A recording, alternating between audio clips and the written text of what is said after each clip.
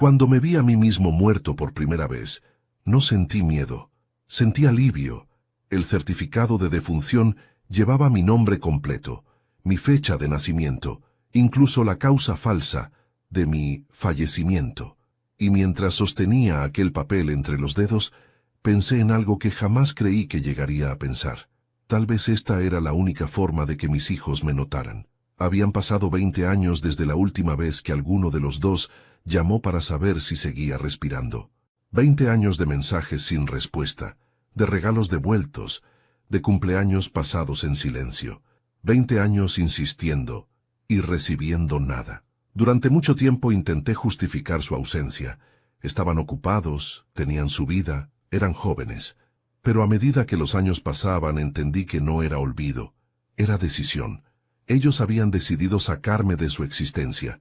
Me dolía aceptarlo, pero cuando me veía en el espejo y observaba los surcos de mi rostro, sabía que estaba envejeciendo solo, como un hombre al que habían empujado fuera del mundo. Fue entonces, una noche de invierno, cuando mientras miraba mi viejo teléfono sin notificaciones, dije en voz baja, «Está bien, ya no voy a molestar». Y así nació la idea más temeraria que he tenido en mi vida. Todo comenzó con un sobre Manila y un favor que jamás pensé que alguien aceptaría. Un hombre que debía demasiados favores a mi difunta esposa me ayudó a conseguir los documentos necesarios para que mi muerte pareciera real. No fue fácil. Nada de esto lo fue. Pero mientras avanzaba en aquel plan, algo en mí se fue encendiendo. Una mezcla de tristeza, dignidad herida y, sobre todo, hambre de libertad. Porque si la vida que tenía ya no era mía, entonces prefería desaparecer de ella. Pero antes de continuar, me gustaría saber si te suscribiste al canal y si te gustó el video. Esto me ayuda a ver que me apoyas y disfrutas de mis historias. Ahora continuemos. Recuerdo perfectamente el día que dejé de ser Alonso Velázquez ante los ojos del mundo. Caminé hasta la pequeña funeraria al otro lado de la ciudad. Nadie me reconocería allí. El hombre encargado del proceso me miró con una mezcla de curiosidad y temor. Él sabía lo que estaba haciendo, pero también sabía que no tenía derecho a juzgarme. «¿Estás seguro?», preguntó, y yo asenté. No porque estuviera seguro de mis decisiones, sino porque estaba seguro de algo mucho más importante. No podía seguir viviendo una vida donde el amor paternal solo servía para ser ignorado. Cada paso hacia mi desaparición fue una punzada en la memoria. Pensé en Daniel, mi hijo mayor, que a los 18 prometió, «Nunca te voy a dejar solo, papá». Pensé en Mariana, mi hija menor, que solía decirme que yo era su héroe. Pero con los años esas promesas se convirtieron en promesas rotas, enterradas bajo excusas, silencios y ausencias. «Papá, hablamos luego». «Papá, estoy ocupado». «Papá, es que no puedo verte». Y luego, nada. Silencio por meses, años. Silencio que se volvió costumbre hasta para ellos. El siguiente paso fue más complicado.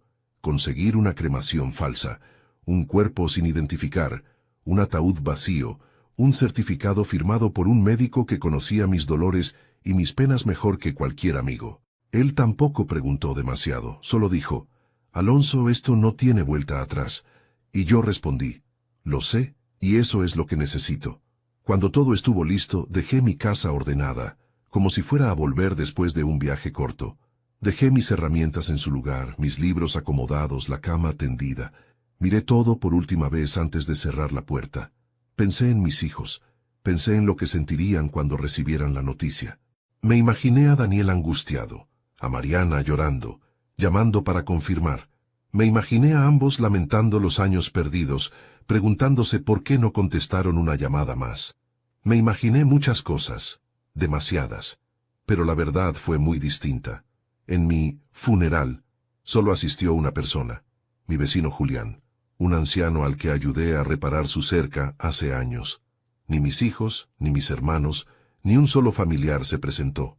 Fue Julián quien me lo contó después. Yo observaba todo desde lejos, escondido detrás de un muro en la funeraria, mientras mi ataúd vacío esperaba ser cremado. Nadie lloró por mí, nadie preguntó por mí, nadie dejó flores. Esa fue la primera vez en mi vida que sentí que ya estaba muerto antes de desaparecer. El proceso terminó al caer la noche. El humo artificial de la cremación falsa se elevó en el aire como una burla silenciosa. Era irónico. Fingía mi muerte para recuperar mi vida, pero en ese momento sentí que estaba enterrando algo mucho más profundo que mi identidad. Estaba enterrando la poca esperanza que me quedaba. Me fui con un nombre nuevo, papeles nuevos, una vida nueva. Durante 6 meses nadie supo de mí, ni mis hijos, ni los pocos amigos que quedaban, ni mis vecinos. Para el mundo, yo había dejado de existir. Pero la vida tiene una forma cruel de revelar verdades que uno no quiere escuchar. Y 6 meses después, cuando regresé a la ciudad con la intención de ver desde lejos a mis hijos, descubrí algo que me heló la sangre, algo que no solo explicaba su abandono de 20 años, sino que también cambiaba por completo la razón por la cual jamás quisieron saber de mí. Y entonces entendí que fingir mi muerte había sido apenas el primer acto de una historia mucho más oscura. No dormí la noche posterior a mi falsa cremación. Me instalé en una habitación alquilada, con paredes húmedas y una ventana pequeña que apenas dejaba entrar la luz. Todo era extraño, como si la realidad estuviera desajustada y yo caminara por un mundo que ya no me pertenecía. Me miré en el espejo roto del baño y no reconocí mis propios ojos. Estaban vacíos, pero no débiles. Estaban en transición. Era como si un viejo Alonso hubiera muerto y uno nuevo, cansado de mendigar amor, estuviera naciendo entre las sombras. La persona que me ayudó con la documentación fue Ernesto, un enfermero jubilado que había trabajado con mi esposa en el hospital. Cuando Ana falleció, él vino a verme varias veces para ver si necesitaba algo. Lo consideré un conocido amable, nada más. Fue él quien un día, después de escucharme hablar sobre mis hijos y su ausencia, dijo suavemente: «Alonso, hay gente que no merece todo lo que damos. A veces, desaparecer es la única forma de que te miren». No imaginé que lo diría en serio, y mucho menos que me apoyaría en algo tan extremo. Ernesto arregló los documentos, habló con un médico que debía favores, consiguió un cuerpo sin identidad que coincidiera lo suficiente conmigo para que nadie dudara. Todo fue hecho con una precisión inquietante. Recuerdo la conversación previa a mi muerte. «Cuando firmes esto, ya no hay vuelta atrás», me advirtió. «Ya no hay vuelta atrás desde hace 20 años, Ernesto», respondí sin levantar la mirada. Él suspiró y puso una mano firme sobre mi hombro. «No estás loco, Alonso. Estás cansado, hay una diferencia. Pero antes de continuar, me gustaría saber si te suscribiste al canal y si te gustó el video. Esto me ayuda a ver que me apoyas y disfrutas de mis historias. Ahora continuemos». La funeraria era pequeña, casi abandonada, perfecta para el anonimato. Allí conocí a Ramírez, un hombre robusto con una voz que parecía arrastrarse por su propia garganta. Fue él quien preparó todo: el ataúd, el informe de cremación, los sellos oficiales. Mientras organizaba los papeles, parecía más preocupado por el olor del formol que por la magnitud de lo que estábamos haciendo. «¿Es usted el difunto?», preguntó con un tono demasiado casual. «Todavía no», le respondí. Él soltó una carcajada ronca. «Bueno, felicidades por adelantado». Afuera, el día de mi funeral, estaba nublado. No hubo discursos, rezos ni lágrimas. Solo Julián, mi viejo vecino, sentado con su bastón mirando el piso. No sabía que yo estaba allí, escondido detrás de un muro lateral, observando cómo mi propia despedida pasaba desapercibida. Sentí una punzada en el pecho, pero no era tristeza. Era claridad. Me di cuenta de que si mis hijos jamás habían venido a verme en vida, tampoco lo harían en muerte. Esa tarde, mientras escuchaba el ruido metálico del crematorio preparándose, Ernesto se acercó a mí y dijo: «Esto es lo último, Alonso. Después de hoy serás libre». «¿Libre de qué?», pregunté, aunque ya sabía la respuesta. «De la esperanza», respondió. «Esa suele ser más pesada que el dolor». Cuando el humo comenzó a salir por la chimenea, cerré los ojos. No por miedo, sino por respeto. No estaba quemándose un cadáver, estaba quemándose la parte de mí que se había quedado esperando durante 20 años frente a un teléfono mudo. La parte que enviaba regalos sin recibir un «gracias». La parte que justificaba lo injustificable. Esa parte debía desaparecer. La cremación terminó al caer la tarde. Ernesto me entregó una urna llena de cenizas que no eran mías. Para el acta, dijo, tiene que lucir real. La tomé con una mezcla de ironía y tristeza. Nunca creí que sostendría mi propia ceniza. Esa noche me mudé con un nombre falso, Simón Aguilar. Ya no era Alonso Velázquez para el gobierno, ni para el registro, ni para mis hijos, ni para nadie. Caminé por las calles como un fantasma con carne y huesos, invisible, irrelevante para todos excepto para mí mismo. Los siguientes días fueron extraños. No sabía cómo existir sin esperar una llamada que nunca llegaba. De repente tenía tiempo, silencio y una libertad incómoda que me rodeaba como una habitación vacía demasiado grande. Empecé a llevar un diario donde escribía cosas simples. Lo que comía, lo que veía, los sonidos de la calle. Era mi forma de recordar que seguía vivo. Durante esos 6 meses en la sombra, me dediqué a observar a mis hijos desde lejos. A distancia, parecían exitosos, felices, estables. Iban a restaurantes elegantes, publicaban fotos sonriendo, celebraban cumpleaños y ascensos laborales. Ni una mención de mí, ni una visita al lugar donde supuestamente estaban mis cenizas. Nada. Era como si jamás hubiera existido. Fue entonces cuando noté algo extraño. Mi hijo Daniel siempre almorzaba con la misma persona, un hombre delgado de traje oscuro, que hablaba con él de forma tensa, como si lo presionara. Mariana, por su parte, evitaba mirar su teléfono durante horas enteras, como si temiera ver algo allí. Cada uno tenía una sombra detrás, un secreto que parecía haberse enquistado mucho antes de mi muerte. La primera pista apareció en una cafetería. Daniel se reunió con el hombre del traje y dijo una frase que me perforó. Yo no quería hacerlo. Me obligaron. No tuve elección.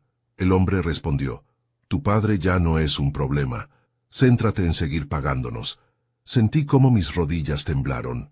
¿Obligaron? ¿Pagarnos? ¿Qué tenía que ver mi hijo con gente así?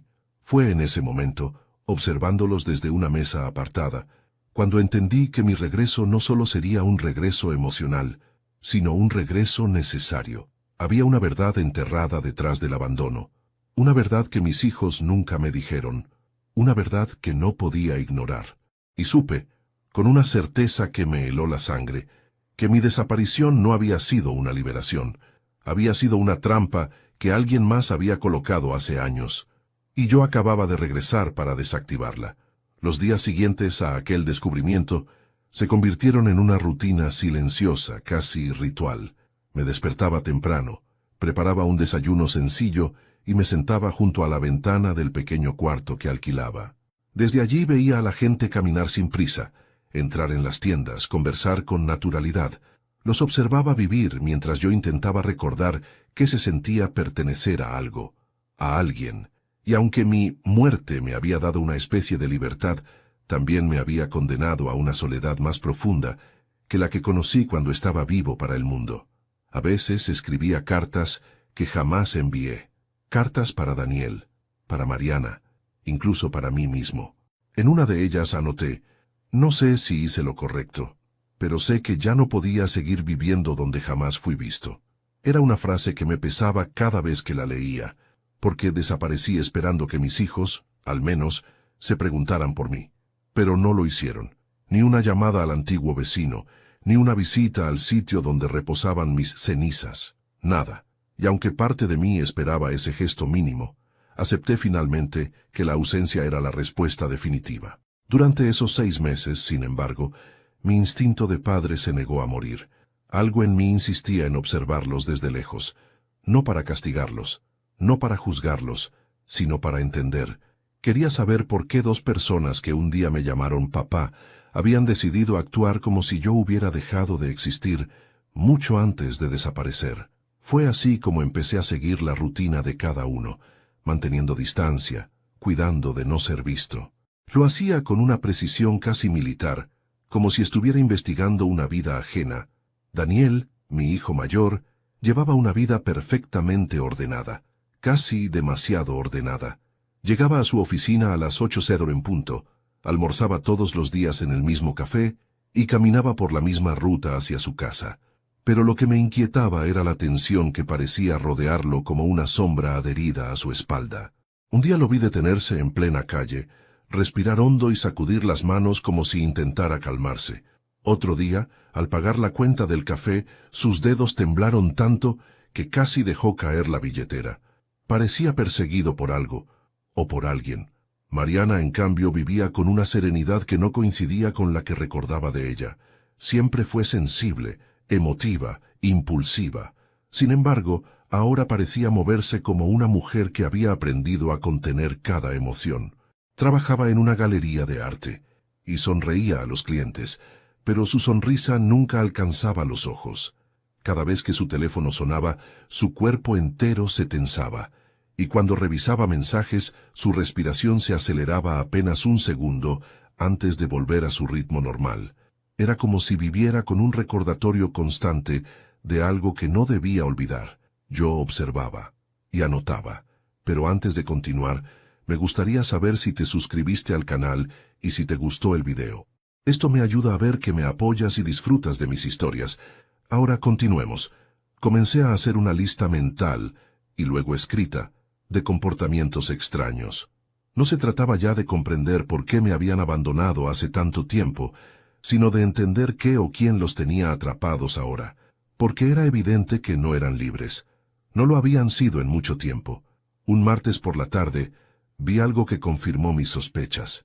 Daniel caminaba hacia su edificio cuando el hombre del traje oscuro, el mismo que había escuchado presionarlo en la cafetería, lo interceptó en la esquina.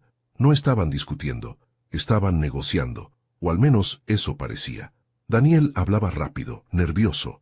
El hombre, en cambio, gesticulaba con la calma de quien tiene el control absoluto. Al final, Daniel le entregó un sobre grueso, y el hombre lo guardó sin siquiera revisarlo. Aquella imagen me atravesó. Mi hijo, mi propio hijo, haciendo pagos. Sobres, intercambios furtivos, deudas, extorsión, amenazas. No sabía, pero lo descubriría. Días después, logré obtener la dirección del hombre del traje. Vivía en un apartamento elegante, demasiado elegante para alguien con una ocupación desconocida.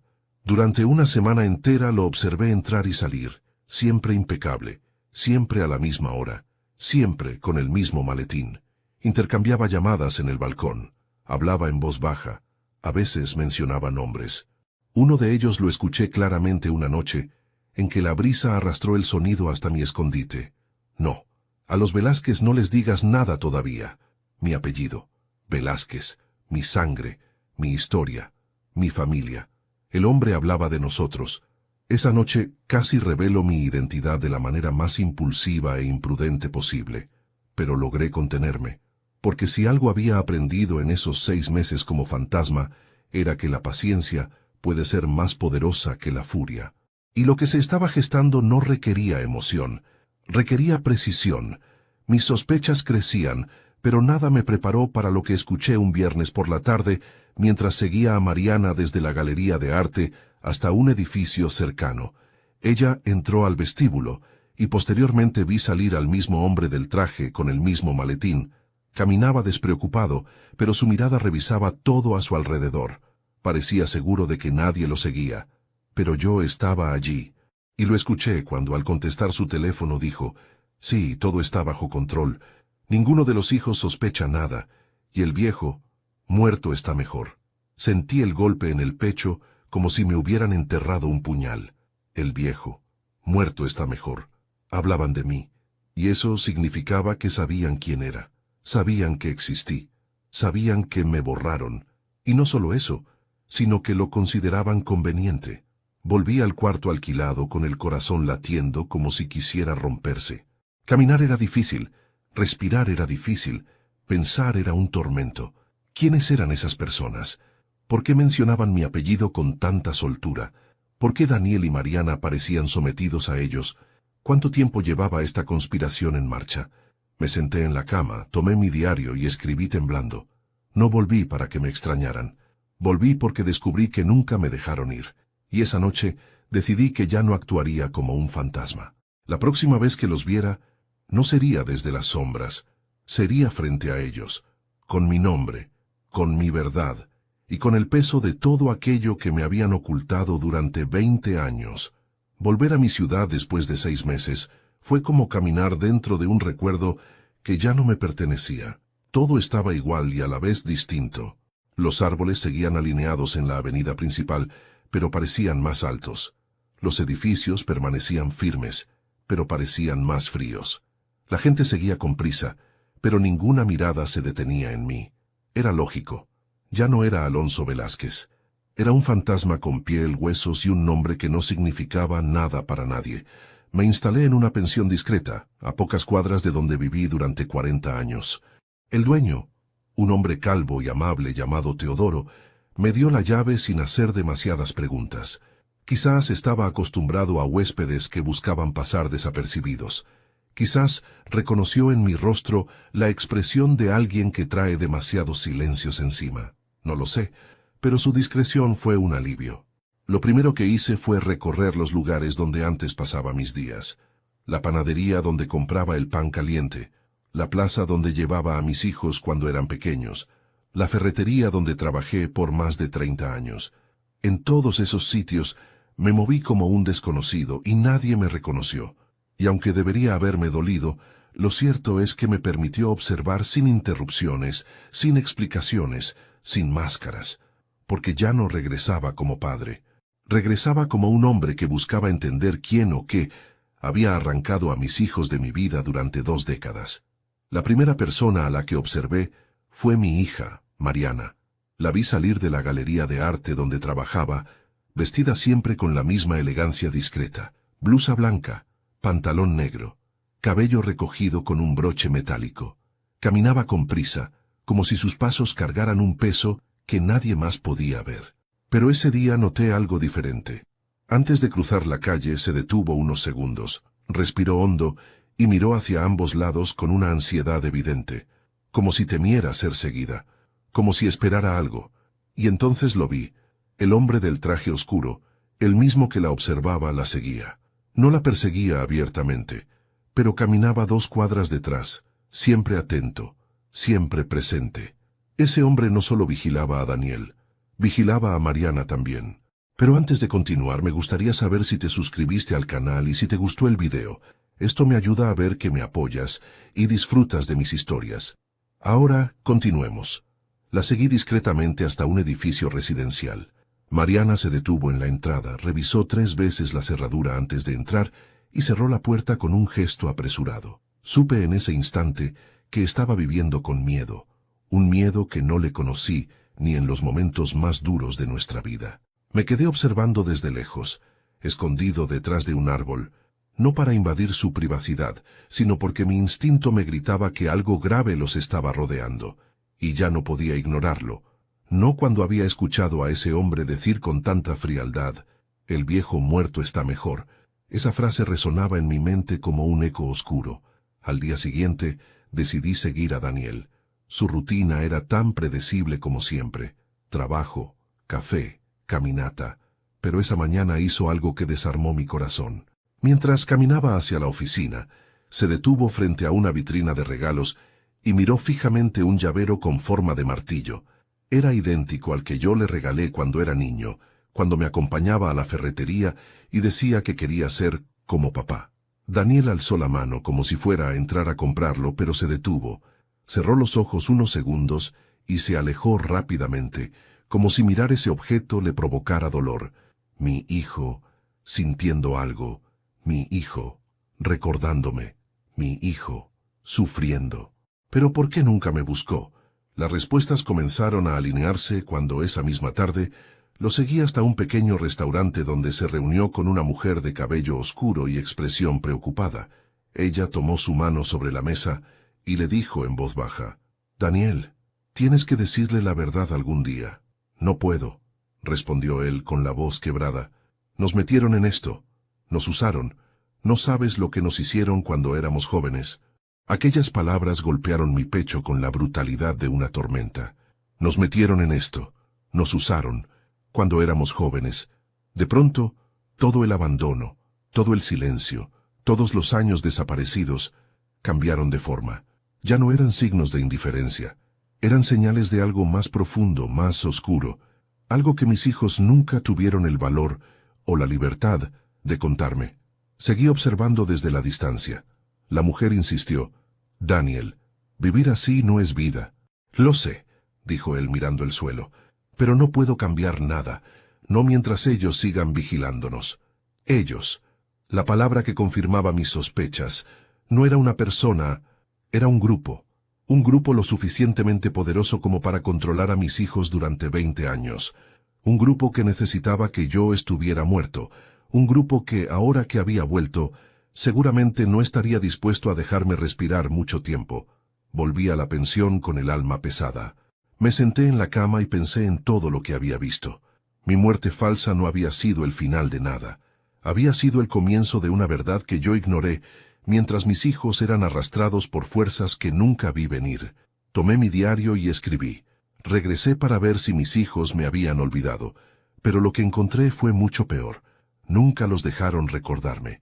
Y entonces comprendí que ya no regresaba para ser su padre. Regresaba para recuperar lo que nos habían quitado, y para enfrentar a quienes habían destruido 20 años de nuestra historia familiar. Descubrí la verdad por accidente. O quizás no fue accidente. Quizás fue que, después de tanto tiempo, moviéndome como un fantasma, por fin estaba en el lugar exacto donde debía estar. Era una tarde gris, con un viento frío que arrastraba hojas secas por las aceras. Esa clase de días en los que uno siente que algo está por romperse, o por revelarse. Yo seguía al hombre del traje oscuro, manteniendo varios metros de distancia, escondiéndome entre autos estacionados y escaparates. Él caminaba con la misma seguridad de siempre, como si el mundo entero fuera un tablero donde todas las piezas estaban bajo su control. Llegamos a un edificio antiguo, de ladrillos oscuros y ventanas estrechas. El hombre entró sin tocar, sin anunciarse, como quien se siente dueño del lugar. Yo esperé unos segundos antes de acercarme. Las cortinas del primer piso estaban entreabiertas, apenas unos centímetros, pero suficientes para ver lo que ocurría adentro. Me acerqué con cautela, respirando despacio, con el corazón golpeándome el pecho como un puño cerrado. Y entonces los vi, Daniel y Mariana, mis dos hijos, sentados frente al hombre del traje, cabizbajos, como dos niños castigados. El hombre hablaba con una calma que me erizó la piel. Ya tienen muy claro lo que ocurrirá si se salen del plan, decía. Ustedes saben lo que pasó antes. No querrán que se repita. Mariana levantó la vista con los ojos brillosos. Por favor, déjanos en paz. Hemos pagado por 20 años. 20. Ya basta. Él sonrió, una sonrisa delgada y cruel. El pasado no se borra, querida, y menos cuando lo que pasó podría destruir su vida, y la de su padre. Mi respiración se detuvo. Destruir mi vida, la de su padre. ¿Qué sabían ellos que yo no sabía? Daniel tomó valor para hablar. Mi padre está muerto. ¿Qué más quieres? Ya hicimos todo lo que pediste. ¿Todo?, repitió el hombre divertido. ¿De verdad crees que con mantenerse lejos de un anciano solucionaron algo? Ustedes cometieron un crimen, uno que él nunca supo, y yo fui quien impidió que todo saliera a la luz. Yo. Así que mientras respiren, me deben obediencia. Yo sentí que el mundo se me apagaba. ¿Crimen? ¿Qué crimen pudieron haber cometido mis hijos cuando eran jóvenes? Me apoyé en la pared. La cabeza me daba vueltas, pero debía seguir escuchando. No fue nuestra culpa, dijo Mariana. Éramos unos adolescentes. No entendíamos lo que estaba pasando. Y sin mí, interrumpió el hombre, habrían acabado en prisión. ¿Lo recuerdan? Silencio. Silencio cargado de culpa, de miedo, de historia enterrada. Daniel cerró los ojos. Nuestro padre no merecía pagar por eso. Nunca debimos alejarnos de él. Pero lo hicieron, sentenció el hombre. Y ahora ya es tarde. Me aparté unos pasos, con el corazón deshecho. Mis hijos, viviendo bajo extorsión, siendo manipulados por un secreto del pasado, condenados durante 20 años por algo que yo jamás supe. Sentí rabia, sentí dolor, sentí ganas de entrar por esa puerta y exigir respuestas. Pero respiré, me obligué a pensar, a entender, a no actuar desde el impulso. Lo que escuché después fue el golpe final. Si su padre estuviera vivo, dijo el hombre acomodándose el traje, todo habría sido distinto. Yo jamás habría permitido que se acercara a ustedes. Es la única pieza que faltaba. Y se fue. Por fin se fue. Mis hijos no dijeron nada, pero los vi llorar, y en ese llanto entendí que no me habían abandonado. Los habían obligado a desaparecer de mi vida para protegerme o para protegerse. La razón exacta aún no la conocía, pero la sombra que los asfixiaba tenía nombre, y ese nombre había decidido mi muerte antes de que yo mismo la fingiera. Me alejé de la ventana, con el alma partida en dos. Caminé sin rumbo por las calles frías, como si mis pasos pesaran más que mis años. Cada latido de mi corazón era una mezcla de amor herido y furia acumulada. Yo no era un fantasma, era un padre que acababa de descubrir el dolor verdadero, no el abandono, sino el sacrificio silencioso. Me detuve en un parque vacío, me senté en un banco oxidado y me cubrí la cara con las manos. Mis hijos nunca me dejaron, los obligaron a hacerlo, y durante 2 décadas habían cargado solos con una culpa que no entendía, una culpa que alguien mantenía viva para controlarlos. Fue entonces cuando comprendí algo con una claridad que me estremeció. Si yo no aparecía, ellos iban a morir en vida. Y quizás algo peor. Ese hombre, ese manipulador que conocía secretos del pasado, creía haber ganado. Creía que yo estaba muerto, fuera del juego, lejos de la verdad. Pero estaba más vivo que nunca, y más decidido que nunca. Me puse de pie lentamente. No iba a quedarme callado. No iba a permanecer oculto. No iba a permitir que mis hijos siguieran viviendo en esa prisión. A partir de ese día, Alonso Velázquez regresó, no como un fantasma, no como un hombre derrotado. Regresó como un padre dispuesto a desenterrar la verdad y a enfrentar a quienes habían destruido nuestra familia. Pero antes, debía decirte algo importante. Antes de continuar, dime aquí en los comentarios qué te está pareciendo esta historia hasta ahora y qué harías tú en mi lugar. No te vayas del video, porque lo que viene a continuación te pondrá la piel de gallina, porque, la verdad, recién estaba empezando a mostrar sus colmillos. Pasé la noche en vela. No podía apartar de mi mente las palabras que había escuchado desde aquella ventana. Cometieron un crimen. Yo los protegí. El viejo muerto está mejor. Era como si cada frase me perforara un lugar distinto del pecho. No entendía nada, pero al mismo tiempo intuía que la verdad estaba muy cerca, demasiado cerca, y que, si no la enfrentaba ahora, mis hijos podían quedar atrapados para siempre en aquel círculo de miedo, obediencia y culpa. Amaneció con un cielo gris, cargado como si el clima supiera que algo estaba a punto de romperse. Me preparé un café en la pequeña cocina de la pensión y me senté frente al diario donde había registrado cada uno de mis descubrimientos. Lo abrí en una página en blanco, tomé el lápiz y escribí: hoy dejo de observar, hoy empiezo a actuar. Y por primera vez desde que fingí mi muerte, esas palabras no me dieron miedo. El primer paso era encontrar información sobre el hombre del traje oscuro. Llevaba días observándolo, pero aún no sabía su nombre. Se movía con la seguridad de quien está acostumbrado a operar en las sombras. No era un cobrador normal, no era un extorsionista común. Tenía una manera de hablar, demasiado calculada, una presencia demasiado fría, y una autoridad sobre mis hijos que no se consigue con amenazas vacías, sino con conocimiento profundo de aquello que más temen. Decidí ir al edificio donde lo había visto reunirse con Daniel y Mariana. Era antiguo, con paredes gruesas y puertas de madera sólida. En la entrada, un directorio polvoriento mostraba los nombres de los residentes. Uno en particular llamó mi atención: R. Salvatierra, piso 2, departamento 3. El apellido resonó en algún rincón de mi memoria, pero no lograba ubicarlo. Salvatierra, Salvatierra. ¿Por qué me sonaba?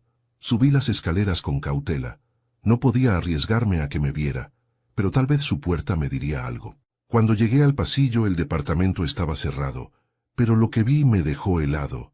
Una pequeña placa metálica con un símbolo grabado, un emblema circular con 2 iniciales entrelazadas. No era decorativo.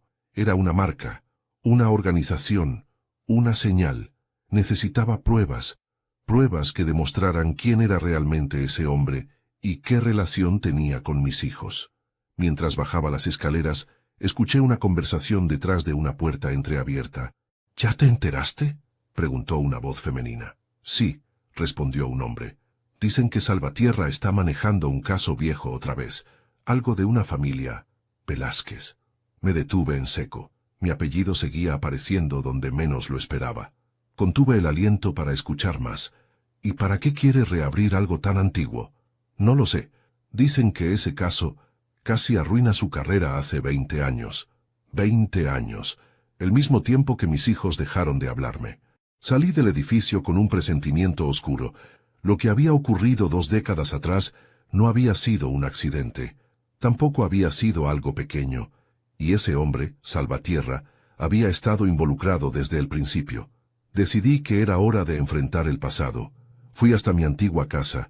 No podía entrar como Alonso Velázquez, pero un fantasma siempre encuentra una rendija. La puerta trasera tenía la misma cerradura vieja que yo había prometido cambiar, y nunca cambié. Una patada suave, y se dio. Sentí un nudo en la garganta al entrar. El olor era diferente. Los muebles habían cambiado, pero las paredes, esas seguían siendo las mismas que escucharon los llantos de mis hijos cuando eran pequeños. Caminé directo al estudio, mi antiguo refugio. Tal vez allí quedaba algún documento, algún recuerdo que me ayudara a conectar piezas. Abrí cajones, busqué entre carpetas, revisé fotos antiguas. Nada. La casa había sido limpiada, ordenada, vaciada de mí. Pero en el último cajón del escritorio encontré un sobre amarillento, escondido bajo una tabla suelta. Un sobre que no recordaba haber visto nunca. Lo abrí. Dentro había una carta, escrita con la letra temblorosa de mi esposa. La fecha era de hace 20 años, justo antes de que mis hijos se alejaran. Alonso, no sé cómo decirte esto sin romperte, pero nuestros hijos están en problemas graves. Cometieron un error que no saben cómo enfrentar. Alguien llamado Salvatierra los está presionando. Dice que si no cooperan, tú pagarás las consecuencias. No te lo dije antes porque tenía miedo. Miedo de perderlos. Miedo de perderte. Haré lo que pueda por protegerlos.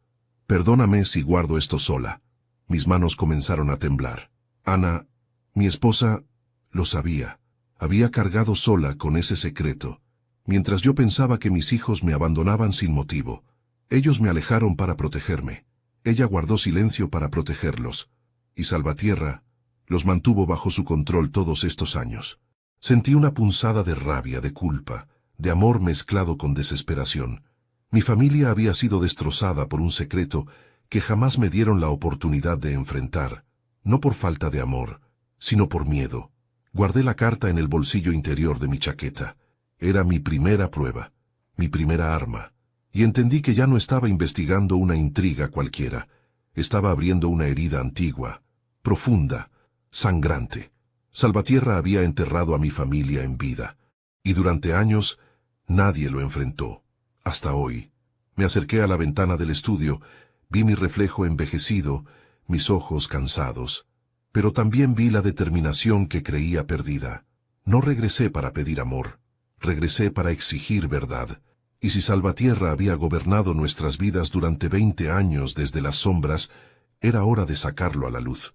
Salí de mi antigua casa con la carta de Ana apretada entre los dedos, como si fuera un pedazo de mi propia alma que por fin regresaba a mí. El aire de la tarde olía a polvo y a despedida. Caminé sin rumbo durante varios minutos, todavía digiriendo lo que había leído. Mi esposa había cargado sola con un secreto que habría destrozado a cualquier padre. Mis hijos habían vivido 20 años bajo el control de un hombre capaz de manipular, extorsionar y amenazar a una familia entera. Y yo, en mi ignorancia, había creído que simplemente me habían olvidado.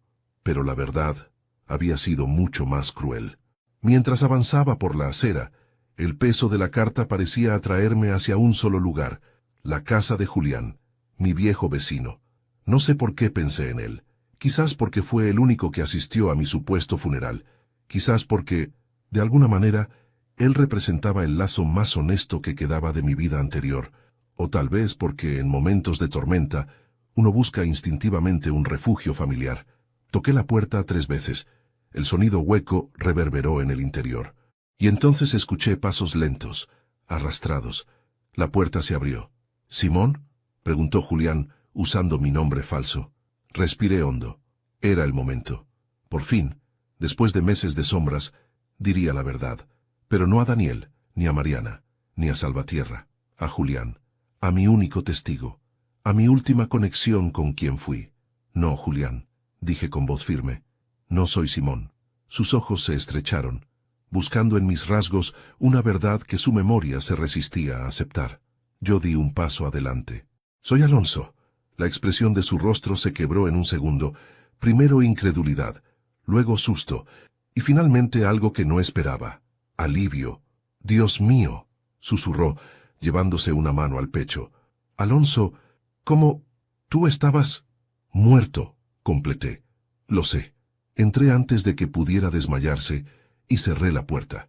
Su casa olía igual que antes, a madera vieja, café recién hecho y recuerdos pegados a las paredes. Siéntate, por favor, le dije. Tenemos mucho de qué hablar. Nos sentamos frente a frente, como dos ancianos que se preparan para desenterrar un secreto demasiado pesado. ¿Por qué lo hiciste?, preguntó finalmente. Saqué la carta de Ana y la puse sobre la mesa. Por esto, respondí.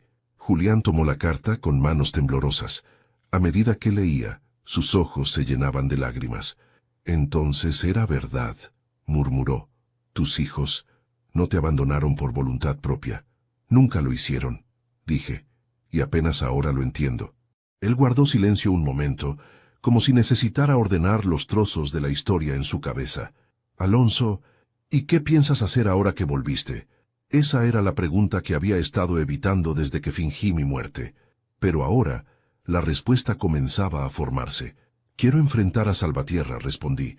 Quiero saber qué crimen cargan mis hijos, por qué los manipuló, y por qué creyó que sería mejor que yo estuviera muerto. Julián negó suavemente con la cabeza. Él no es un hombre cualquiera, Alonso. Lo he visto por el vecindario, tiene una presencia oscura. Es como si todos bajaran la mirada cuando pasa. Lo sé, respondí, y por eso debo enfrentarme a él. ¿Tú solo? No estoy solo. Tengo lo que él no espera, la verdad, y la ventaja de estar muerto para todos menos para ti. Julián sonrió con tristeza. Tu esposa estaría orgullosa. Ese comentario me golpeó. Ana, mi Ana, siempre protegiendo, siempre cargando más de lo que debía. Ella intentó salvarnos, murmuré, pero no pudo con todo y ahora me toca a mí. Julián apoyó su mano sobre la mía. Entonces no te detendré, pero prométeme algo. Cuando todo esto termine, dile a tus hijos que nunca estuviste enojado con ellos. No pude responder. La emoción me cerró la garganta. Se hizo un silencio largo, cómodo, necesario. Julián me observaba como si quisiera memorizarme, como si temiera que volviera a desaparecer. Y yo entendí que, a pesar de que me había borrado del mundo, alguien todavía me consideraba parte de él. Me levanté para despedirme. ¿A dónde vas ahora?, preguntó. A buscar algo que Salvatierra jamás pensó que encontraría, respondí. El archivo de Ana. Ella guardaba todo. Nombres, fechas, conversaciones, incluso cosas que yo no sabía de mis hijos. Si hay una pista sobre el crimen del pasado, estará ahí. Julián asintió lentamente. Ten cuidado, Alonso. Él no juega limpio. Yo tampoco, dije con una determinación que me sorprendió. Salí de su casa y el viento frío golpeó mi rostro como un recordatorio de que el mundo no había cambiado. Pero yo sí. Mientras caminaba hacia donde antes vivíamos Ana y yo, pensé en todo lo que había pasado en esos 20 años. El silencio de mis hijos, el funeral vacío, la extorsión, el secreto, la culpa, la pérdida. Pero ahora había encontrado algo que no tenía antes. Dirección. Ya no era un hombre roto, que fingió su muerte para dejar de sufrir. Era un padre que regresaba para rescatar a sus hijos del abismo en el que fueron arrojados cuando eran demasiado jóvenes para defenderse. Llegué al antiguo departamento, donde Ana guardaba sus archivos médicos, su investigación, sus documentos. Era un pequeño despacho dentro del hospital donde trabajó casi toda su vida. Los pasillos olían a desinfectante y recuerdos. Nadie me reconoció. Era solo un anciano más caminando entre batas blancas. Abrí el armario donde sabía que Ana escondía sus carpetas más personales. Ahí estaba, una carpeta azul, con una palabra escrita en rojo, Velázquez, confidencial. Mis manos temblaron al sostenerla. porque sabía que lo que había dentro podía destruirlo todo, o salvarnos. Sostuve la carpeta azul como si llevara dentro el corazón de mi esposa, aún palpitando. Velázquez, confidencial. Ese título no era una coincidencia ni una simple forma de clasificar documentos. Ana nunca fue descuidada. Si rotuló algo así, era porque sabía que tarde o temprano alguien debía abrirlo. Y ese alguien era yo. Caminé hasta una sala vacía del hospital, cerré la puerta con llave y me senté frente a la mesa metálica. El frío del cuarto me recorrió la espalda, pero no abrí la carpeta de inmediato. Inspiré profundo, preparándome para enfrentar aquello que Ana protegió durante 20 años. La primera hoja era un informe médico firmado por ella misma. Caso Daniel Velázquez, año 2003. Mi corazón casi se detuvo al leer el año. Daniel era un adolescente entonces. Yo había estado trabajando jornadas dobles para pagar las cuentas. No sabía que nuestra familia estaba a punto de quebrarse. Ana describía en el informe un evento traumático, un accidente dentro de un laboratorio escolar donde un compañero resultó gravemente herido. Daniel estaba allí. Y según los registros, también lo estaba el joven Salvatierra. Mi respiración se volvió irregular. Salvatierra había sido amigo de mis hijos. Leí la siguiente hoja. Se sospecha que el joven Salvatierra manipuló los químicos que causaron la explosión. Daniel intentó quitarle la botella antes del incidente. Mariana presenció la discusión. Ninguno de los jóvenes desea hablar del tema. Era peor de lo que imaginé. Pasé a la tercera hoja. Padre del joven Salvatierra propone silencio a cambio de no presentar cargos. Advierte consecuencias graves si se hace público. Amenaza velada hacia la familia Velázquez. Cerré los ojos con fuerza. Mi familia había sido chantajeada durante 20 años, porque mis hijos quisieron impedir una tragedia generada por otro. Ellos no cometieron un crimen. Intentaron evitarlo. Pero antes de continuar, me gustaría saber si te suscribiste al canal y si te gustó el video. Esto me ayuda a ver que me apoyas y disfrutas de mis historias. Ahora continuemos. El siguiente documento era una carta sin enviar. La letra era de Ana, más temblorosa de lo habitual. Alonso, no te digo nada porque temes perder tu trabajo. Temes no poder protegernos. Y yo temo por nuestros hijos. Salvatierra volvió a buscarlos. Dice que Daniel debe cargar con la culpa. Dice que Mariana vio de más. No puedo arriesgar tu vida. Por eso no intervienes. Perderte sería peor que cargar con este silencio. Lágrimas calientes nublaron mi vista. Ana no me ocultó la verdad por falta de confianza, sino por amor. Ella intentó salvarnos de un enemigo que tenía poder, contactos, ambición y ningún pudor. Leí los últimos documentos rápidamente, como si temiera que se desintegraran entre mis dedos, pruebas de extorsión, nombres de personas que protegían a la familia Salvatierra, notas de reuniones clandestinas, advertencias directas hacia mis hijos. Entonces lo entendí todo. El hombre del traje oscuro era el mismo joven Salvatierra, ahora adulto, poderoso, conectado. Había heredado la corrupción de su padre y la había perfeccionado, y durante 20 años había mantenido a mis hijos atrapados en una culpa que no les correspondía. Los hizo creer que ellos eran responsables de un accidente que él mismo causó, y usó ese miedo para controlarlos, y para asegurarse de que jamás se acercaran a mí. La carpeta azul contenía lo necesario para destruirlo, y también lo necesario para liberar a mis hijos. Salí del hospital con decisión. Sabía exactamente a dónde debía ir, a la galería donde trabajaba Mariana. Ella terminaba su turno a las 7 de la tarde. Llegué antes y esperé afuera, oculto entre los autos estacionados. Cuando la vi salir, apretando su bolso contra el pecho, supe que el miedo aún vivía dentro de ella. Di un paso adelante. Mariana. Ella se detuvo. Su rostro palideció. Sus ojos se llenaron de un terror inexplicable. No puede ser, susurró. Papá, ¿eres tú? No tuve tiempo de responder. Ella corrió hacia mí y me abrazó con una fuerza desesperada, como si temiera que me esfumara frente a sus ojos. Papá, sollozó, tú estás muerto. Yo lo vi. Vi las llamadas, los papeles. La sostuve en silencio mientras su cuerpo temblaba. No estoy muerto, hija, dije suavemente, y lo siento. Lo siento por no haber estado. Lo siento por no haber visto tu dolor. Pero ya es suficiente silencio. Ya es suficiente miedo. Ella se separó un poco con lágrimas recorriendo su rostro. Nosotros no queríamos dejarte, papá. Él dijo que si tú intervenías, te matarían, que tú eras el objetivo si hablábamos. Apreté los dientes con rabia contenida. Lo sé. Por eso estoy aquí. Le mostré la carpeta azul. Ella la reconoció al instante. Esa carpeta, mamá la escondió. Y ahora es nuestra arma, dije. ¿Nuestra? Asentí. No voy a enfrentar esto solo. Y tampoco te voy a dejar sola nunca más. Antes de que pudiera decir algo más, una voz apareció detrás de nosotros. Qué conmovedor, Alonso, resucitar solo para arruinarlo todo. Era él, Salvatierra, de pie bajo la luz del farol, con las manos en los bolsillos y una sonrisa de depredador. Mariana se aferró a mi brazo temblando. Papá, vámonos. Pero yo no retrocedí. Di un paso adelante. Esta vez no, hija. Esta vez vamos a poner fin a esto. Salvatierra rió. Siempre tan valiente, Alonso. Lástima que ya no tienes nada que perder, excepto a tus hijos. Otra vez. Sus palabras eran cuchillos, pero ya no sangraba. Le mostré la carpeta azul. Por primera vez, su expresión cambió. ¿Qué es eso?, dijo con un tono que no logró disimular del todo la preocupación. Tu final, respondí.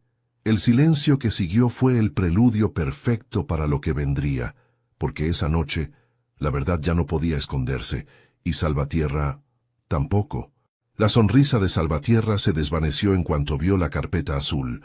Pude notar el cambio exacto en su expresión. Primero incredulidad, luego tensión, y finalmente algo parecido al miedo, aunque intentó ocultarlo detrás de su soberbia habitual. Mariana, aferrada a mi brazo, respiraba entrecortado, como si cada segundo enfrentando a aquel hombre le arrancara un trozo de vida. Pero yo estaba calmado, más calmado que nunca, porque por primera vez la ventaja estaba de nuestro lado. ¿Qué crees que vas a hacer con eso?, preguntó Salvatierra dando un paso hacia mí. Levanté la carpeta apenas unos centímetros. Lo que debí hacer hace 20 años, respondí. Su mandíbula se tensó. ¿Sabes que reabrir ese caso podría destruir a tus hijos? No, lo interrumpí. Lo que destruirá a mis hijos es seguir viviendo bajo tus amenazas. Lo que los salvará es que la verdad salga a la luz. Salvatierra soltó una carcajada vacía, falsa, nerviosa. La verdad es... comenzó, pero se detuvo. Algo en mis ojos hizo que tragara saliva y cerrara la boca, porque esa noche no era yo quien temía, era él. En esta carpeta, continué, está todo lo que necesitas temer. Informes de tu padre manipulando pruebas, detalles del accidente que tú provocaste, testimonios que nunca salieron a la luz, y el informe de Ana, que demuestra que mis hijos intentaron detenerte. Eso no prueba nada, gruñó. Prueba suficiente para hundirte, dije. Y más importante aún, para liberar a mis hijos de ti. Mariana lloraba en silencio. No era miedo, era alivio. Salvatierra dio un paso más, su voz un susurro agresivo. No vas a ir a la policía. No te van a creer. Tú estás muerto, Alonso. No existes. No tienes identidad, no tienes derechos. Sonreí levemente. Me subestimas si crees que ese es un obstáculo. Él frunció el ceño. ¿Qué hiciste? Lo que cualquier hombre con tiempo, dolor y voluntad de proteger a su familia haría, respondí, sin apartar la mirada. Antes de venir aquí, visité a un viejo abogado amigo de mi esposa, un hombre que sí está dispuesto a reabrir el caso, y que ya tiene copia de todo lo que hay en esta carpeta. La máscara de Salvatierra se quebró por completo. ¿Qué? Y no solo eso, agregué. También envié otra copia a un periodista de investigación. Uno de esos que aman exponer a familias poderosas. ¿Te suena el apellido Salvatierra en un titular? Mariana tomó aire bruscamente. Yo mantuve la mirada fija en él. No puedes hacer eso, balbuceó. Ya lo hice. Su respiración se volvió errática. La seguridad que lo envolvía como un traje a la medida comenzó a resquebrajarse. Ese hombre, que había controlado a mis hijos durante 2 décadas, de pronto parecía pequeño. Mariana habló entonces con una voz que no le había escuchado nunca. Nos robaste la vida. Le quitaste a mi padre 20 años. Nos hiciste creer que éramos culpables. Nos separaste. Nos hiciste mentirle a todos. Y ahora ¿Tú tienes miedo? Salvatierra retrocedió. Por primera vez. Yo di un paso adelante. No con furia, con dignidad. ¿Sabes qué es lo más curioso de todo esto, Salvatierra? Pregunté. Fingí mi muerte para escapar del dolor. Pero ese acto me permitió ver la verdad. Me permitió ver a mis hijos siendo torturados en silencio, mientras tú jugabas con sus vidas. Y ahora cada día que sigas respirando libertad, dependerá de mi silencio. Pero ya no pienso callar. Él miró a su alrededor, como buscando apoyo en las sombras. No había nadie. Podemos llegar a un acuerdo, intentó decir. Yo puedo detener todo. Puedo proteger a tus hijos como lo hice antes. ¿Proteger? Espeté. No sabes lo que significa esa palabra. La protección verdadera es la que se da sin cadenas, la que se da con amor. Y tú no sabes lo que es el amor. Solo sabes manipular, destruir, someter. Salvatierra se llevó las manos al pelo, desesperado. No entiendes, Alonso. Si esto se sabe, yo pierdo todo. Mi trabajo, mis contactos, mi reputación, mi vida. Entonces estamos empatados, dije con frialdad, porque tú nos quitaste la nuestra. Mariana apretó mi mano. Entonces supe que ya no tenía miedo, que estábamos juntos en esto, que por primera vez en 20 años éramos padre e hija del mismo lado del muro.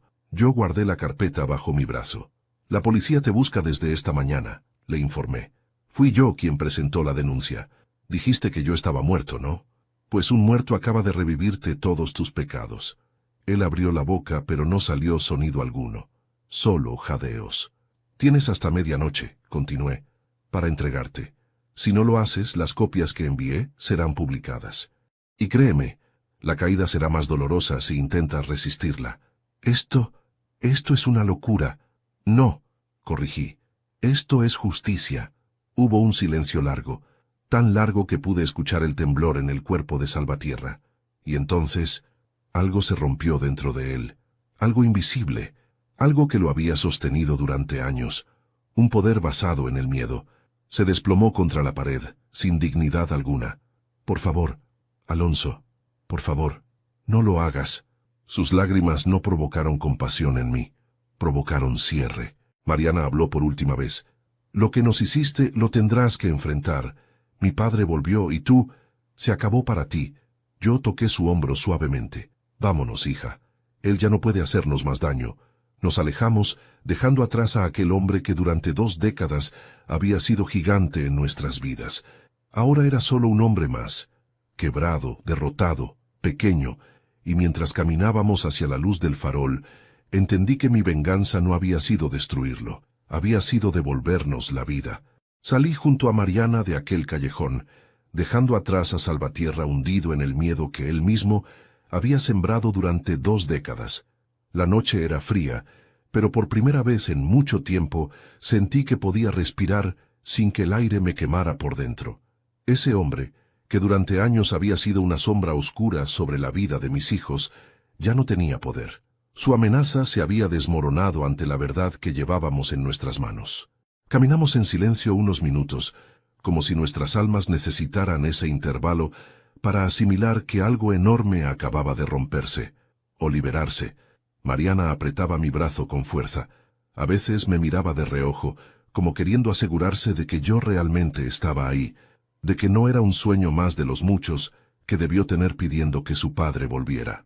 Yo también la miraba. Había crecido, se había endurecido, pero en ese momento tenía los ojos de la niña que un día corrió hacia mí con un dibujo diciendo, «Papá, te quiero». Y supe que ese amor nunca se había apagado. Lo habían obligado a esconderse en un rincón donde pudiera sobrevivir. «¿Vamos a ver a Daniel?», preguntó finalmente con voz suave pero decidida. Asentí sin dudar. «Sí, es momento de que sepa que estoy vivo, y que todo esto comienza a terminar». Fuimos caminando hasta su edificio. Las luces del lobby iluminaban la entrada como si nos estuvieran esperando. Mariana temblaba, no de miedo, sino de emoción contenida. Yo, en cambio, sentía un nudo en la garganta. No sabía cómo reaccionaría mi hijo. No sabía si me abrazaría o se desmoronaría. Tal vez ambas cosas. Lo único seguro era que ya no habría más secretos entre nosotros. Mariana llamó al portero, quien la reconoció al instante y nos abrió la puerta. Subimos al segundo piso. El pasillo estaba silencioso, salvo por el sonido lejano del televisor de algún vecino. Cuando llegamos frente a la puerta de Daniel, Mariana respiró hondo. «Papá, ¿estás listo?» «Nunca lo estuve», respondí con sinceridad, «pero es momento de estarlo». Ella tocó la puerta. Una vez, 2 veces. El sonido de pasos se acercó desde el interior. La cerradura giró lentamente, y entonces él apareció. Daniel se quedó petrificado. Primero miró a su hermana, luego sus ojos se posaron en mí. Parpadeó como si su mente se negara a aceptar la imagen. Después retrocedió un paso, llevó una mano a su boca, y su cuerpo entero comenzó a temblar. «No», susurró con la voz quebrada. «No, esto no puede. Tú, papá, tú estás...» «Estoy vivo, hijo», dije, dando un paso hacia él. El llanto que había contenido durante 20 años salió de golpe. Daniel se lanzó hacia mí y me abrazó con una fuerza indescriptible, como si temiera que si aflojaba un poco, yo me desvanecería de nuevo. «Lo siento, papá.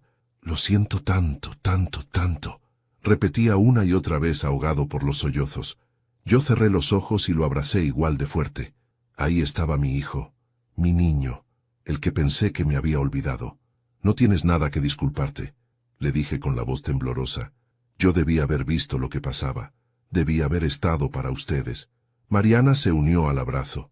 Los 3 nos quedamos así, sostenidos por un amor que sobrevivió a la mentira, al miedo y al tiempo. Después de unos minutos entramos al departamento. Daniel se secó las lágrimas como pudo y nos pidió que nos sentáramos. Hacía años que no veía su sala, más pequeña de lo que imaginaba, más vacía también. Sobre la mesa había sobres, documentos y un cuaderno lleno de anotaciones. El mismo cuaderno donde mi hijo parecía haber intentado encontrar una salida al infierno en el que vivían. «Necesito contarte todo», dijo, sentándose frente a mí.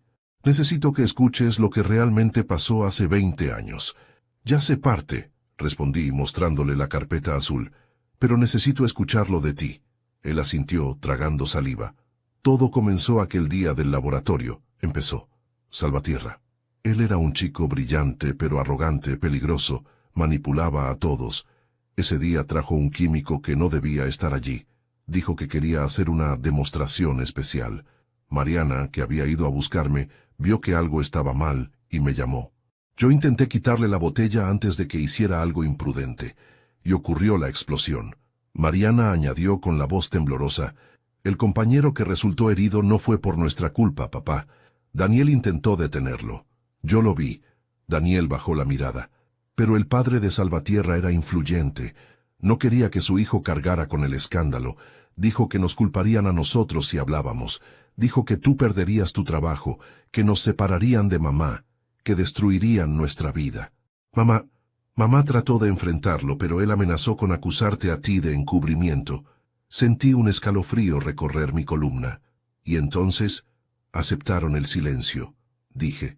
Daniel soltó lágrimas silenciosas. «No queríamos perderte, papá. Éramos adolescentes.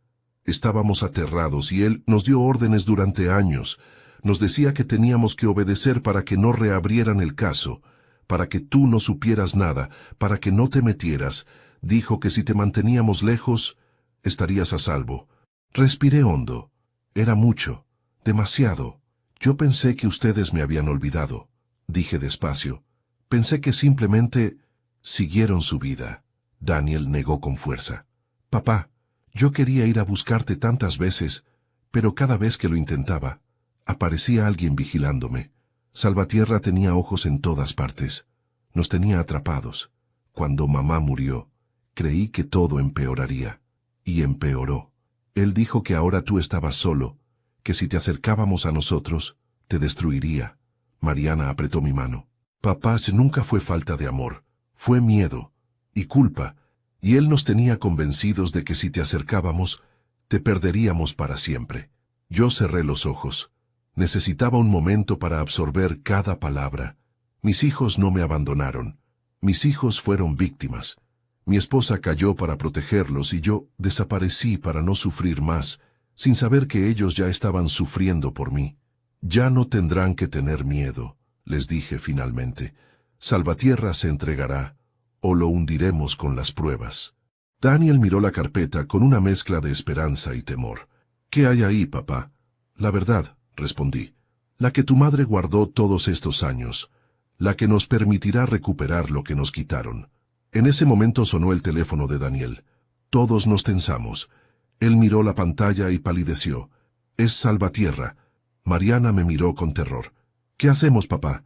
Yo extendí la mano. Dámelo. Daniel me entregó el teléfono. Contesté sin dudar. Habla Alonso Velázquez. Hubo un silencio helado al otro lado. Luego su voz quebrada. No tenías derecho a volver.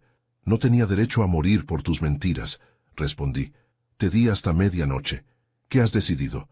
No, puedo perderlo todo. Ya lo perdiste, dije con calma. Lo que te queda ahora es elegir cómo vas a caer. Si te entregas, enfrentarás la justicia con algo de dignidad. Si no, disfrutarás de verte en todos los noticieros del país. Escuché su respiración acelerada, desesperada. Alonso, por favor, mis hijos ya no son tus víctimas, sentencié. Y yo, ya no soy tu silencio. Colgué. El eco de mis palabras llenó el departamento. Daniel me miraba con una mezcla de orgullo y alivio. Mariana sostenía mi brazo, como si acabara de recuperar algo que había estado buscando toda su vida. Entonces, hice algo que no planifiqué, algo que salió del corazón. Me levanté y abracé a mis hijos. Ya está, hijos míos, ya está, murmuré. Esta vez no nos separarán más. Lloramos los tres. Lloramos por lo perdido, por lo robado, por lo sobrevivido, pero sobre todo, lloramos porque nos volvíamos a encontrar. A la mañana siguiente, Salvatierra se entregó. Las noticias estallaron. Los reportajes cayeron uno tras otro. Su apellido, antes símbolo de poder, se convirtió en sinónimo de corrupción. Yo, en cambio, recuperé algo que creí imposible. Mi nombre. Con ayuda del abogado de Ana, mi identidad fue restaurada. Legalmente, volví a existir. Pasaron semanas de trámites, declaraciones, entrevistas, reconstrucciones del caso. Pero durante cada minuto de ese proceso, mis hijos estuvieron conmigo, y yo estuve con ellos. Comíamos juntos, caminábamos juntos, hablábamos de cosas que debimos hablar 20 años atrás. Era como si la vida, después de tanta oscuridad, finalmente nos permitiera respirar luz. Una tarde, mientras estábamos los tres en un café, Daniel dijo, «Papá, ¿nos perdonas?» Yo los miré, a ambos, a mis dos niños convertidos en adultos heridos. «No tengo nada que perdonar», respondí. «Tengo todo que agradecer, porque pese a todo, siguen siendo mis hijos, y yo sigo siendo su padre». Mariana sonrió entre lágrimas. «¿Y ahora qué, papá?» Miré el cielo. Un cielo claro, perfecto, como si hubiera estado esperándonos. «Ahora», dije, «empezamos de nuevo, y por primera vez en 2 décadas». Los tres lo creímos. Cuando miro hacia atrás y repaso todo lo vivido, aún me cuesta creer que sigo aquí, respirando, sintiendo, caminando al lado de mis hijos como si la vida hubiera decidido regalarme una segunda oportunidad después de tantos años perdidos. No sé si fue el destino, la fuerza de Ana desde donde esté, o simplemente la necesidad humana de encontrar la verdad, pero algo me trajo de vuelta, algo más grande que el miedo que me llevó a desaparecer. Y ahora, sentado frente a la mesa del comedor del hogar de Daniel, observando cómo él y Mariana discuten sobre quién debe preparar el café, me doy cuenta de que no volví buscando justicia, volví buscando paz, y aunque todavía queda un largo camino, por primera vez en mucho tiempo siento que estoy cerca de encontrarla. A veces me sorprendo mirando el reloj, esperando que aparezca el dolor en el pecho que me acompañó tantos años. Ese dolor de padre que se siente olvidado, ignorado, desechado sin explicación, pero ya no está. O quizá está, pero en un lugar distinto, más suave, como un susurro que me recuerda que sobreviví a algo que no muchos hombres habrían soportado. Mis hijos no me abandonaron por falta de amor, me abandonaron por miedo, y aunque ese miedo nos separó, también nos salvó. De no haber sido por él, quizá hoy no estaría sentado aquí, viendo a mis hijos discutir por la cantidad de azúcar como si fueran niños otra vez. Daniel ha cambiado. Ya no es el joven atormentado que me abrazó llorando la noche en que descubrí que aún vivía. Ahora camina más erguido, respira más hondo, mira directamente a los ojos sin temer que alguien lo esté vigilando. Mariana también cambió. Su mirada, antes temblorosa, ahora tiene un brillo que parecía apagado para siempre. Ambos se están reconstruyendo ladrillo por ladrillo, después de vivir 20 años bajo la sombra de un hombre que manipuló sus vidas. Pero la verdad es que yo también estoy cambiando. Me estoy reconstruyendo. Al principio pensé que volver sería simple. Denunciar, enfrentar, reparar, pero nunca imaginé lo difícil que sería aprender a explicar mi ausencia. Cómo decirles que fingir mi muerte no fue un acto de cobardía, sino de desesperación. Cómo admitir que mi dolor me cegó, que mi soledad me llevó a creer que era mejor desaparecer del mundo antes que aceptar que mis hijos no me querían. Hoy entiendo que me equivoqué, que ellos siempre me quisieron, que siempre me necesitaron, solo que no podían alcanzarme desde dentro del laberinto en el que estaban atrapados. No hay día que no piense en Ana. A veces la imagino sentada en el sillón viejo de nuestra casa, con esa expresión serena que tenía cuando trataba de ocultar que estaba preocupada. Ella llevó sola el peso de un secreto que ninguna madre debería soportar. Intentó proteger a nuestros hijos y también a mí, sabiendo que cualquier paso en falso podía destruirnos. Me pregunto, ¿cuántas veces lloró en silencio? ¿Cuántas noches se quedó despierta imaginando cómo escaparía su familia de la red que los atrapaba? Y aunque ya no puedo decírselo, espero que donde sea que esté, pueda ver que cumplí lo que ella no pudo terminar, que su valentía no fue en vano. He pasado días completos revisando la carpeta azul, no porque dude de lo que contiene, sino porque cada documento es una pieza del rompecabezas que nos mantuvo separados tanto tiempo.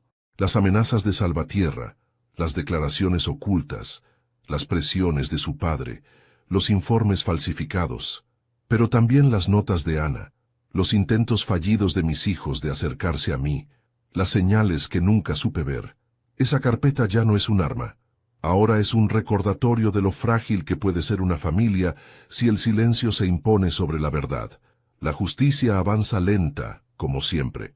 Salvatierra está detenido, y aunque seguramente intentará negociar, su caída ya es pública e inevitable. Sus socios se están alejando de él como ratas de un barco hundido. Sus influencias ya no lo protegen, y aunque su destino no es algo que me dé satisfacción, sí me da alivio, porque finalmente mis hijos podrán vivir sin su sombra, sin su voz manipuladora en sus cabezas, sin el peso de una culpa que nunca les perteneció. En cuanto a mí, estoy aprendiendo a vivir otra vez. A veces me miro al espejo y no reconozco al hombre que veo, pero no porque esté envejecido, sino porque estoy cambiando por dentro. He vuelto a sentir hambre por la vida. He vuelto a sentir curiosidad por las cosas sencillas. He vuelto a reír sinceramente. Y aunque no tenga una casa propia ni un rumbo fijo aún, tengo algo mejor. Tengo a mis hijos. Tengo un lugar donde puedo entrar sin sentir que no pertenezco. Tengo una mesa donde puedo sentarme y ser escuchado. Tengo una familia rescatada del silencio. Hace unos días Daniel me preguntó si quería quedarme a vivir con él mientras ponía mi vida en orden, como dijo. Me reí. No por burla, sino porque me conmovió profundamente. Le respondí que no quería ser una carga. Él se levantó de la mesa, se acercó a mí y puso las manos sobre mis hombros. Papá, dijo, tú nunca fuiste una carga. Lo que pasó no fue culpa tuya. Déjanos compensarte ahora. No supe qué decirle. Solo lo abracé. Mariana, por su parte, me invitó a su galería para mostrarme sus últimas obras. Caminé entre los cuadros, y cada trazo, cada sombra, cada color contaba una historia que yo no había podido ver crecer. Se detuvo frente a un lienzo en tonos azules y me dijo, «Este lo pinté pensando en ti, papá, en lo que significabas para mí aunque no pudiera verte». Y por primera vez en mucho tiempo lloré sin miedo, sin vergüenza. Lloré porque entendí que mis hijos nunca dejaron de amarme. No sé cuánto tiempo me queda en este mundo. Soy un hombre de 69 años, que vivió más de 2 décadas con un corazón roto. Pero ahora ese corazón está reparándose. Y mientras late, quiero dedicar cada día a reconstruir lo que perdimos. Quiero escuchar las historias de mis hijos, acompañarlos en sus luchas, celebrar sus victorias, sostenerlos en sus caídas. Quiero honrar la memoria de Ana, siendo el hombre que ella creyó que yo podía ser. A veces camino por la ciudad y observo a las familias pasar, padres llevando a sus hijos de la mano, adolescentes discutiendo con sus madres, abuelos mirando desde una banca, y pienso en lo fácil que es dar por sentado un abrazo, una palabra, una presencia. Yo estuve muerto para el mundo durante 6 meses, pero muerto para mis hijos durante 20 años. Y ahora que estoy vivo otra vez, no pienso desperdiciar ni un solo minuto. Esta historia no termina con venganza, no termina con castigo. Termina con una familia que se negó a desaparecer. Termina con un hombre que creyó haberlo perdido todo, pero que recuperó lo más importante, a sus hijos. Y quizá, con suerte, también recuperará la paz que se le arrebató hace tanto tiempo. La vida aún no ha terminado para mí, y mientras camine sobre esta tierra, prometo no volver a esconderme nunca más. Gracias por escuchar mi historia. Si te conmovió, te invito a suscribirte al canal, darle me gusta al video y dejar un comentario contándome desde qué ciudad nos ves, qué te pareció esta historia y qué habrías hecho tú en mi lugar. Soy Alonso Velázquez, y esta fue mi historia.